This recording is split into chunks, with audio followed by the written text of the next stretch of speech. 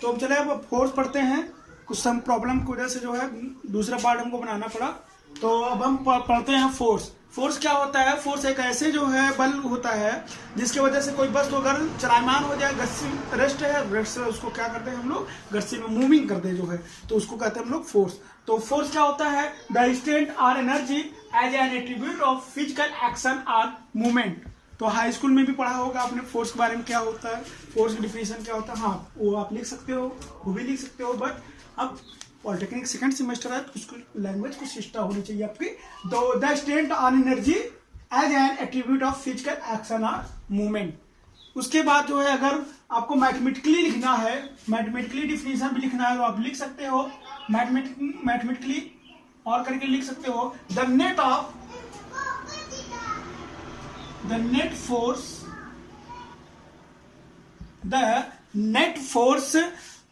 N, लिख लो आप पहले, the net force on an object is equal to the mass of the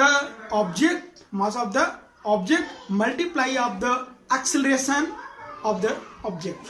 कहने का मतलब क्या है तो हम लिख बताते हैं इसको जो है, the net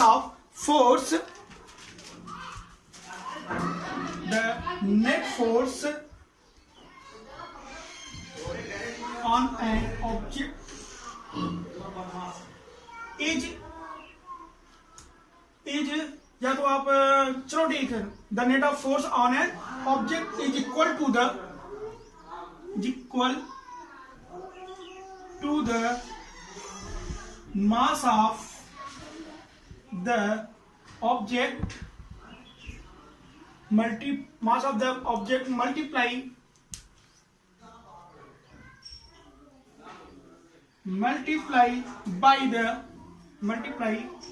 by the acceleration of the object।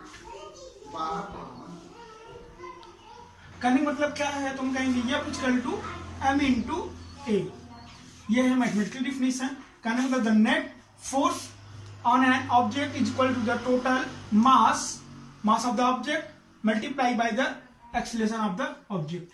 अब इसका यूनिट अगर देखा जाए कि फोर्स का यूनिट क्या होता है, तो फोर्स का यूनिट होता है न्यूटन, और न्यूटन बराबर भी बोलना चाहें तो ये मास का क्या होता है तो किलोग्राम, इसका क्या होता है, इसका होता है मीटर पर सेकेंड स्क्वायर, इसका होता है किलोग्राम। तो आप न्यूटन बराबर कह सकते हैं किलोग्राम पर metre second square, kilogram metre पर सेकेंड स्क्वायर, ये भी आप कह सकते हो।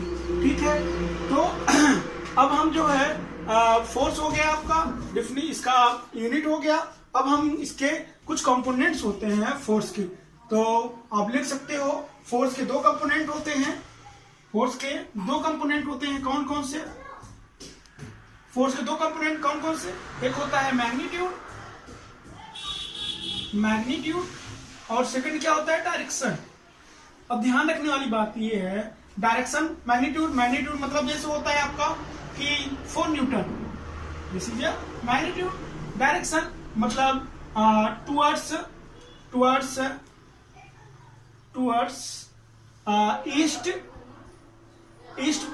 ईस्ट बोल सकते हो, या टुवर्ड्स वेस्ट बोल सकते हो, टुवर्ड्स नॉर्थ बोल सकते हो, टुवर्ड्स साउथ भी बोल सकते हो, या आप एंगल लेके बताना चाहो तो डायरेक्शन में तो आप बोल सकते हो 30 डिग्री ईस्ट, ऐसे आप बोल सकते हो। क्लियर है? तो ये है आपका जो है फोर्स के कंपोनेंट, मैग्नीट्यूड होते हैं और एक होता है आपका डायरेक्शन होता है। ठीक है, तो मैग्नीट्यूड जो होता है क्या होता है, ये हम कहेंगे न्यूटन को होता है।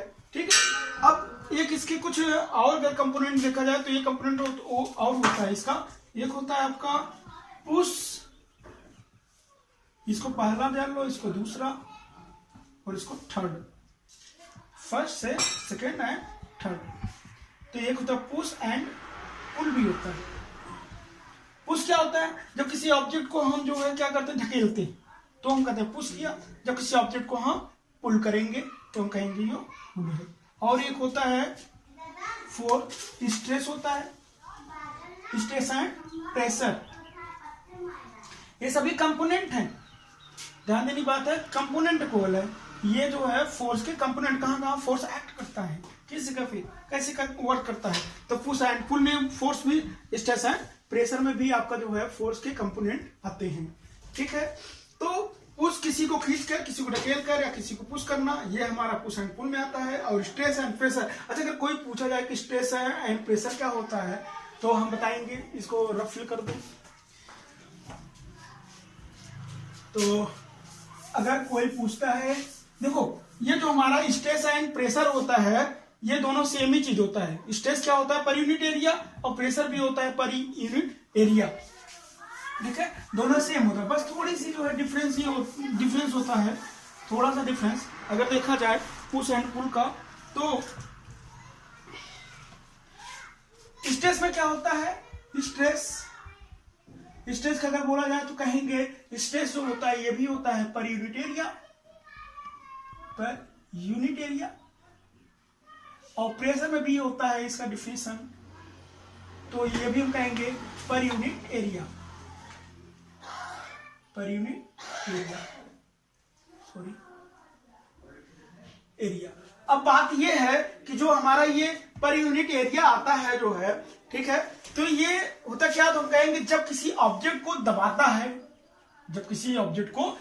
है, या खींचता है, ठीक है, या कंप्रेस करता है, मतलब कहने मतलब है जो भी सॉलिड ऊपर या प्रेस करता है, कंप्रेस करता है, खींचता है, स्ट्रेस कहलाता है। और प्रेशर में क्या होता है, वो लिक्विड जो लिक्विड या फ्लूइड और गैसेस भी बोल सकते हैं, फ्लूइड और गैसेस, जो फ्लूइड और गैसेस होंगे हमारे जो है वो उस पर क्या लगेगा, स्ट्रेस लगेगा, स्ट्रेस प्रेस करेगा तो उसको हम बोलते हैं प्रेशर, ठीक है। तो ज्यादा इसकी जरूरत नहीं है, बस इसके कंपोनेंट्स हैं, कंपोनेंट्स बारे में जानते रहेंगे हम, stress and pressure, push and pull, और मैग्नीट्यूड एंड डायरेक्शन, क्लियर है, ठीक है।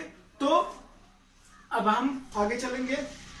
अभी ये जो टोटल फोर्स होते हैं ये कुछ सिस्टम होते हैं, इनके कुछ सिस्टम के तहत काम करते हैं, ये कुछ ही अपना सिस्टम बनाते हैं, इस सिस्टम के तहत वर्क करते हैं। तो एक एक करके हम उसके लिखते हैं, हेडिंग डालते हैं, इसको हेडिंग डालते हैं।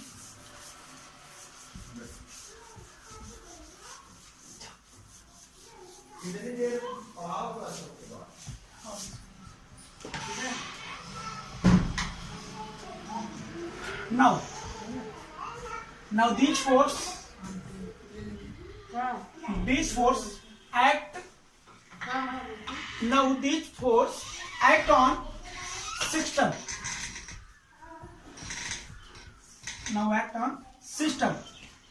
तो ये फोर्स के सिस्टम है, तो हेडिंग आप डाल सकते हो सिस्टम ऑफ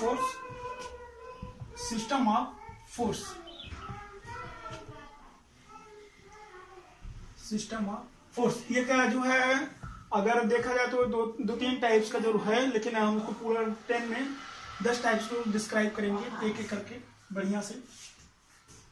पहला होता है आपका कोप्लानर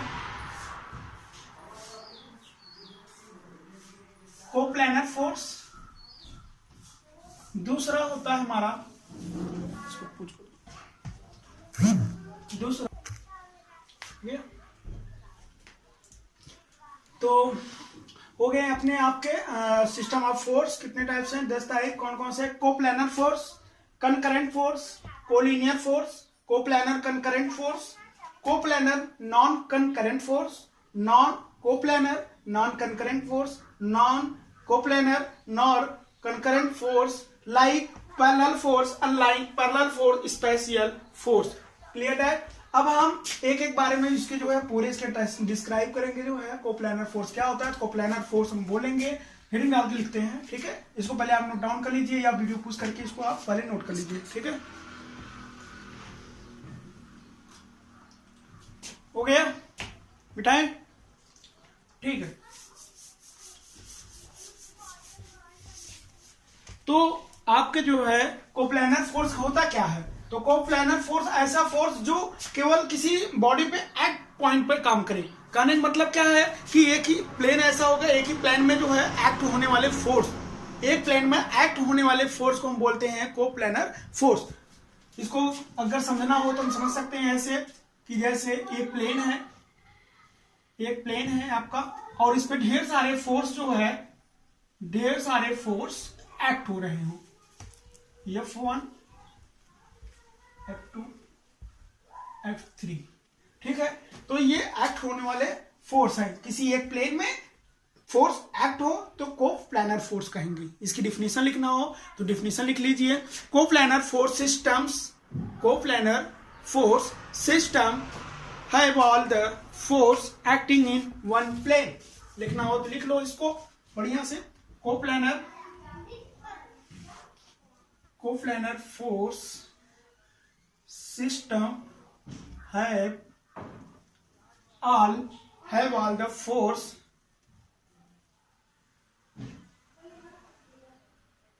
acting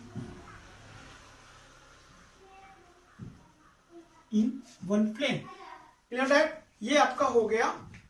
ध्यान रखने की बात ये है कि ये जो फोर्स होगा किसी एक एक्सिस में होना चाहिए। किसी एक एक्सिस मतलब होगा, मतलब अगर ये है XY है, XY प्लेन है तो XY प्लेन में होगा, अगर YZ प्लेन में है तो YZ में प्लेन होगा। किसी एक एक्सिस में ही ये एक्ट होना चाहिए। ये हमारा जो भी प्लेन लेंगे किसी एक एक्ट में लेंगे, ठीक है। मतलब कहने में XY प्लेन है तो XY लेंगे, या जैसे X एक्सिस है तो X एक्सिस में होगा, हमारा एक्ट करेगा जो फोर्स होगा। तो जो कोप्लानर फोर्स होता है यही होता है आपका, एक ही समतल में एक्ट होने वाले फोर्स कोप्लानर फोर्स कहलाते हैं। क्लियर है? Coplanar force system have all the force acting in one plane. Clear है? जैसे एक कागज ले लो, आप कागज ले लो तो कागज पे जो फोर्स एक्ट करे तो हम कहेंगे कोप्लानर फोर्स। क्लियर है? और दूसरा आप नोट करिएगा,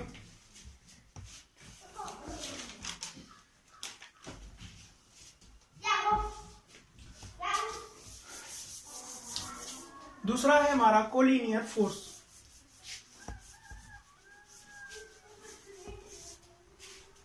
कोलिनियर फोर्स क्या है हमारा?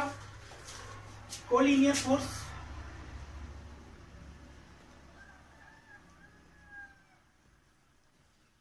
फोर्स क्या है हमारा? The force whose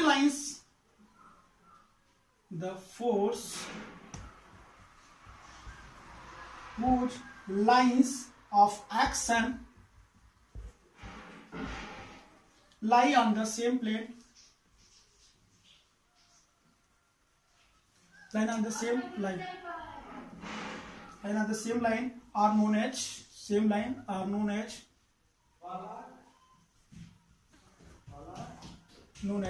collinear।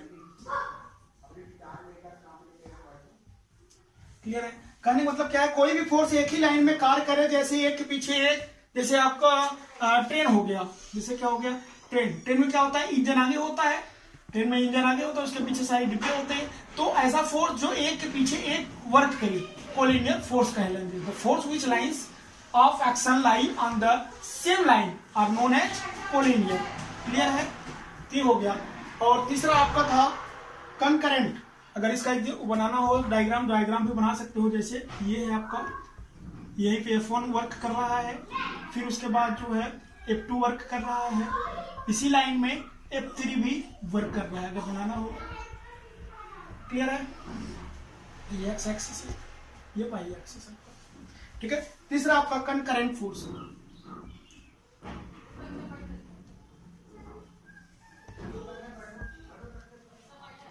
बहुत सारे फोर्स जब मिलकर एक ही पॉइंट पर एक्ट करे, बहुत सारे पॉइंट मिलकर एक ही फोर्स पर काम करे, जैसे आपका लेंस होता है। लेंस में क्या होता है, जब लेंस में ऐसे करके देखते हो आप लोग तो क्या होता है, उसकी जो किरणें होते हैं सारी एक जगह जो है केंद्रित हो, एक पॉइंट पर काम करते हैं। तो ऐसे ये कंकरेंट फोर्स है कि सभी जो है जो फोर्स मिलकर एक पॉइंट पर वर्क करे, एक पॉइंट पर एक्ट करे। तो इसको लिखना होता है the force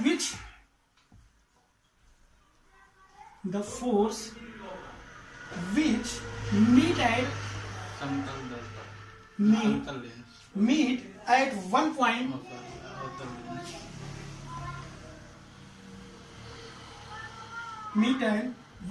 point are known as concurrent।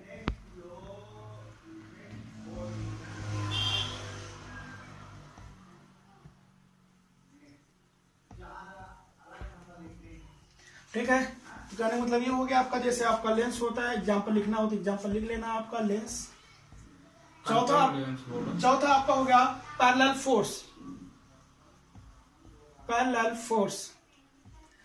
Force में क्या होता है कि दो फोर्स ये ऐसे फोर्स होते हैं जो कहीं भी मीट एक दूसरे को जो है ये एक दूसरे को मिले नहीं, जैसे आपकी रेलवे की पटरी होती है, रेल की पटरी कहीं मिलती नहीं मिलती, ऐसे फोर्स होंगे जो कहीं पे एक दूसरे को ये टच नहीं करेंगे, तो उसको हम बोलते हैं पैरेलल फोर्स। ऐसे दो फोर्स किसी ऑब्जेक्ट को काम करे जो दोनों तरफ से एक दूसरा फोर्स एक दूसरे को जो है कोलाइड ना करे, तो ऐसे फोर्स हम पैरेलल फोर्स कहेंगे। इसका डिफिनेशन लिखना हो तो लिख लो, द फोर्स हुज लाइन, लिख लो आप, the force whose line of action are parallel to each other,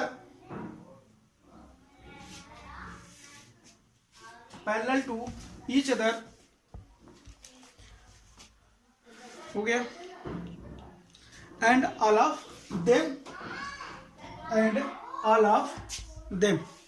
ठीक है, हो गया।